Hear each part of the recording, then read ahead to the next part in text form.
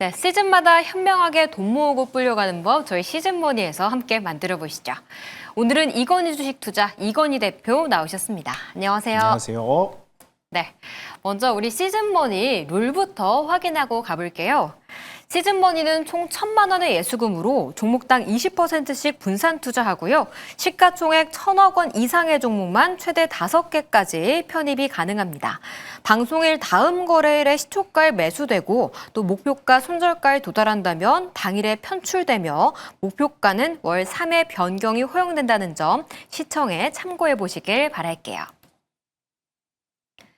네, 먼저 저희가 전해드릴 소식이 하나 있어요. 지난 19일 방송에서 안내해드린 이건희 대표의 수익률이 좀 잘못 안내됐습니다. 총 수익 손익률 마이너스 0.20%, 수익금 1,140만 9,182원이 아니라 손익률은 마이너스 0.93%, 보유금은 939만 8,770원임을 정정해드리도록 하겠습니다. 네, 이렇게 시즌머니 좀 포트폴리오 이전 걸 한번 살펴봤고요. 오늘은 가지고 계신 종목 리뷰를 좀 해봐야 될 것 같아요. 먼저 이 실리콘2에 대한 의견부터 좀 전해주시죠.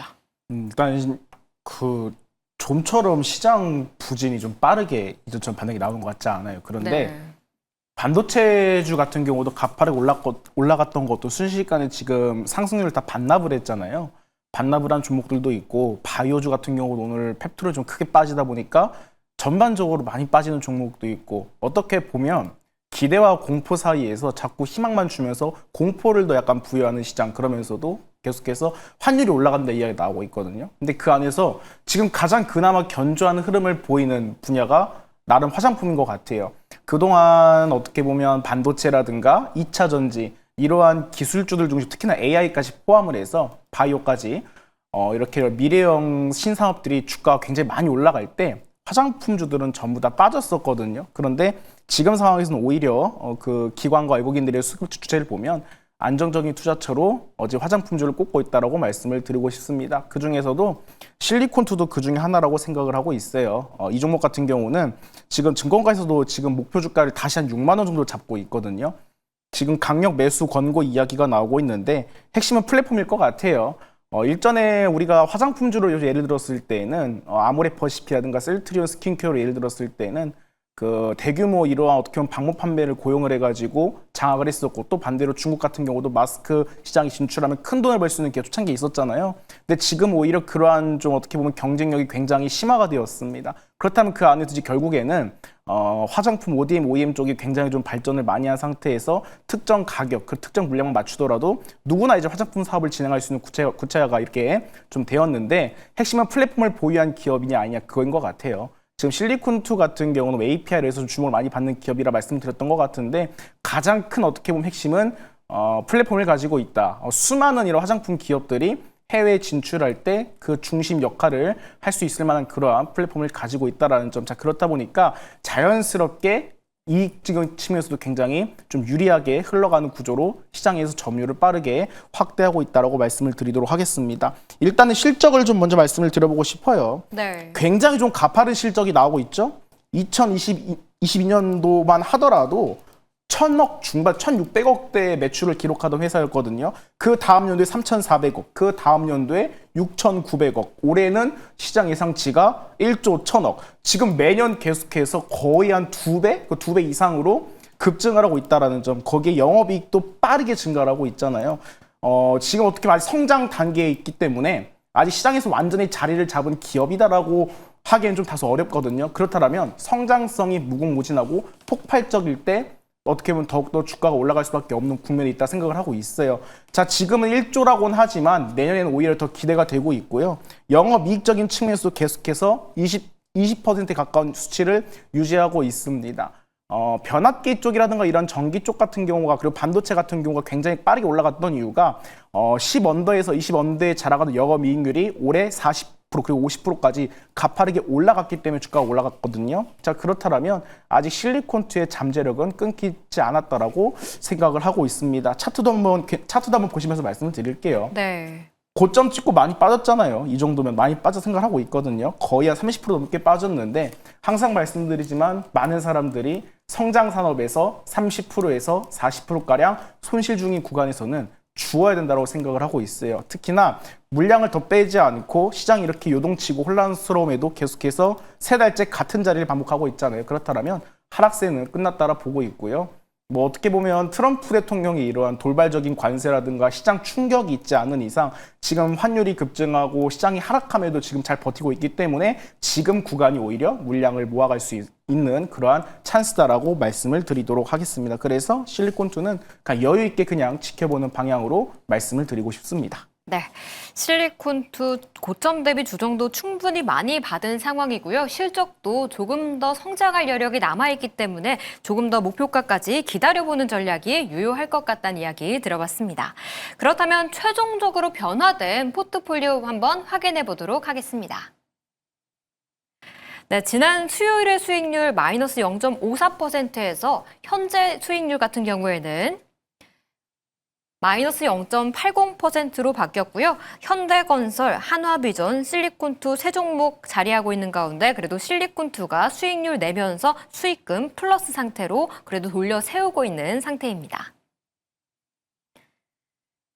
네, 시장에 좀 낙폭이 깊어질 수도 있고 변동성이 커질 만한 구간이다라고 좀 이야기를 해주셨는데요. 그럼 종목 선별이 더 중요할 것 같아요. 지금 자리에서는 어떤 종목을 좀 포트폴리오에 넣어보는 게 좋을까요? 뭐 우크라이나 재건줄 하나 넣어야 될 것 같아요. 그래서 NRB를 좀 갖고 와봤습니다. 일단은 지금 미국이랑 우크라이나가 평화협상이 잠정 합의가 됐다고 하잖아요. 오늘자 좀 신문을 보니까 어떻게 보면 지금 분쟁 지역이 이런 돈바스를 포함해서 일부 동부 지역을 내주는 조건. 자, 그러면서도 우크라이나한테는 상대적으로 아플 수가 있겠지만 미국은 굉장히 좀 약간 실속을 추진한다라는 그 느낌을 굉장히 많이 받았습니다. 이번 그 합의가 이루어진다고 한다라면 또 수익의 50%를 미국이 가져간다는 이런 조항이 있더라고요. 굉장히 뭐 곤란한 부분이 있다고는 하지만 지금 80% 정도는 아마 합의를 했다라고 합니다. 그런데 남은 20%가 굉장히 좀 진통이 예상된다라고 하는데 그렇다고 어떻게 보면 시장에서 이게 결렬된다고 하는 걸 충격으로 받아들이잖아요. 네. 20%라는 그런 그 여정을 남겨놨다는 것은 단기적인 재료로 충분히 끌고 갈 수 있다라고 좀 생각을 해서 갖고 와봤고요. 일단 우크라이나 재건주라고 한다라면 그동안 시세가 많이 탄 종목도 있잖아요. 하지만 그 안에서 봤을 때 SY스틸텍 같은 경우는 유상증자라든가 이런 실질적인 측면에서 불안성을 보이는 주가 크게 낙폭을 이루어졌잖아요. 자, 그렇다면 테마성으로 올라가기엔 다소 조금 힘이 좀 한계가 있다 생각을 하고 그렇다면 신선한 재료를 찾아봤을 때 오늘 HD 현대건설기라든가 인프라코어 쪽 상승이 좀 나오더라고요. 자, 그렇다면 또 그 안에서 이전에 우크라이나 재건으로 묶이지 않게 깔끔한 종목이 뭐가 있을까 하다가 NRB를 갖고 왔고요. 이 회사 같은 경우는 지금 모듈러 관련 기업이라고 보시면 될 것 같습니다. 지난 2023년도쯤에 아마 기억나실 거예요.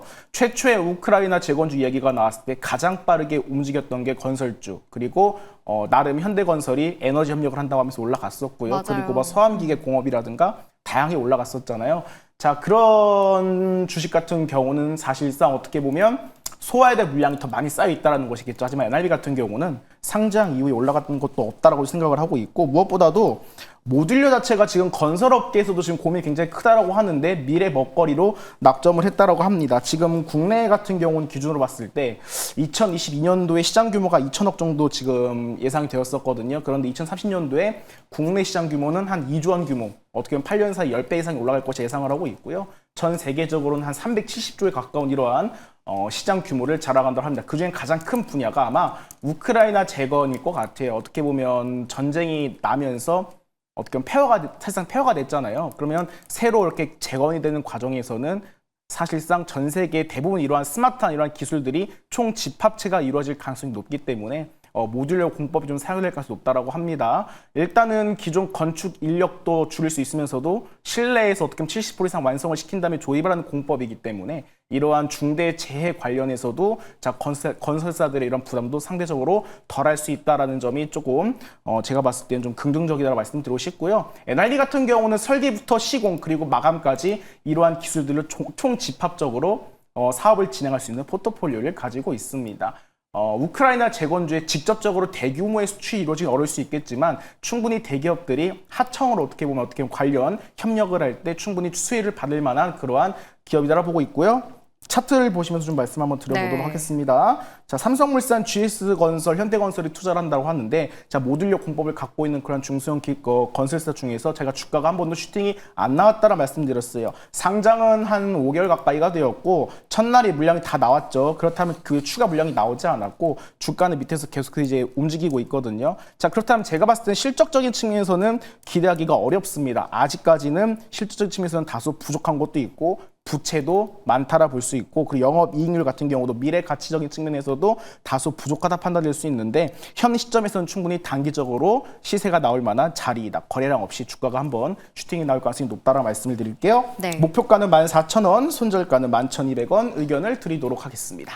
네, 시장 좀 변동성이 커지는 구간에서 재건 관련주들을 이제 좀 눈여겨봐야 될 타이밍이다라고 좀 이야기를 주셨고요. 그 가운데 새롭게 시즌머니에 편입할 종목은 NRB로 모듈러 관련 모멘텀을 가지고 있지만 재건주로 새롭게 부각될 수 있고 단기 목표가로는 14,000원, 손절가 11,200원 볼만한 종목이다라는 평가를 주셨습니다. 또 가지고 계신 종목 중에 현대건설도 재건 모멘텀 받을 수 있으니까요. 다음 시간까지 조금 더 수익률 기대해 보도록 하겠습니다. 네, 오늘 야간 투자본부에서 준비한 소식은 여기까지입니다. 저는 내일 이 시간 다시 찾아올게요. 시청해주신 여러분 고맙습니다.